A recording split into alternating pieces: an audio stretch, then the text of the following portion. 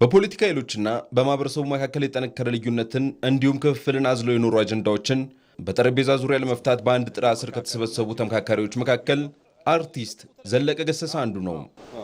ጦርነት ይብቃ እነዚህ አለመግባባቶች በኃይል ወይንም በውጊያ ከመፍታት ይልቅ በሰለጠነ መንገድ በንግግር ለመቋጨት ያለመው መድረክ በግጥም ለኢትዮጵያ ተስፋ የሰነቀ ሆኗል። ብዙ ከፍለናል፣ ብዙ ተላልቀናል።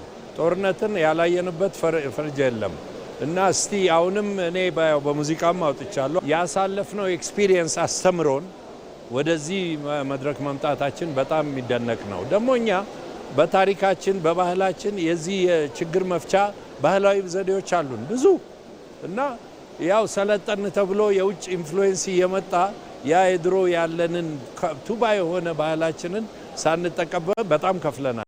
ምክክሩ የተለያዩ ማህበረሰቦችና ቡድኖችን በታሪክ ሂደት ውስጥ ደረሱብን የሚሏቸውን በደልና ቅሬታ በግልጽ ተነጋግረው እውቅና የሚያገኙበትና የሚካካሱበት ወይንም የሚታረቁበትን መንገድ የሚቀይስ ይሆናል። የቀድሞ የኢትዮጵያ ራዕይ ፓርቲ መስራች ዶክተር ተሻለ ሰብሮ ይህንን አይነት ታላቅ ሀገራዊ መድረክ በፖለቲካ ህይወታቸው ሲመኙት የኖሩ ጉዳይ እንደነበር ያስታውሳሉ። ይህ ለብዙ ዘመናት በብዙ መልኩ ከምኞት ባለፈ እውን እንዲሆን ብሔራዊ መግባባትና እርቀ ሰላም ፍትህ እንዲሰፍን እንዲህ አይነት ታላቅ መድረክ እንዲፈጠር በተግባርም ተንቀሳቅሰን እናውቃለን። ይህንን ዛሬ በዚህ ጉባኤ አማካይ መካከል ላይ በመገኘታችን ራሴ በመገኘቴ ራሴን በጣም ደስተኛ ነኝ። ለውጤቱም በርትተን እንሰራለን፣ እየሰራንም ነው።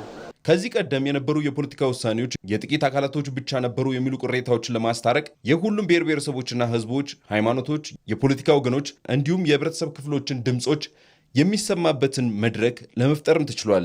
ይህ ደግሞ በዋና ዋና ሀገራዊ መሰረቶች ላይ የወደፊት አቅጣጫዎችን የሚያሳይ የጋራ ስምምነት ላይ ለመድረስና ለጠንካራ ሀገረ መንግስት ግንባታም ወሳኝ ሆኗል።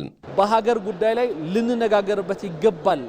እናም ደግሞ በተለይም ደግሞ እንደ አንድ በሀገር ላይ ተግዳሮት የነበሩ የሆኑ ጉዳዮች በሙሉ የሚዳሰሱበት የሆነና የተለያዩ የኢትዮጵያን ጉዳይ የዳሰሱ ሰዎች በአንድ ላይ የሚመክሩበት ከመሆኑ አኳያ እዚህ ውስጥ ተጨምቆ የሚወጣው ሀሳብ ትልቅ ግብአት የሆነ ስራ ነው ማለት ይችላል።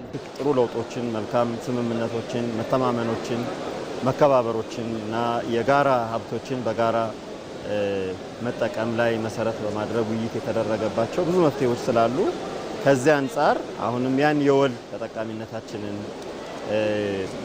ለአንድ ሀገር ያለንን ለሀገራችን ያለንን የሁላችንንም ተሳትፎ መሰረት አድርጎ የሚሰራ ነገር ትልቅ ተስፋ ይኖረዋል ብዬ አምናለሁ። እኛ ነን ግን የሚቀጥለው ትውልድ የናንተ ወዴት ኢትዮጵያን የወደፊት እንዴት አድርጎ ይመራል የሚለው ተስፋ አለው።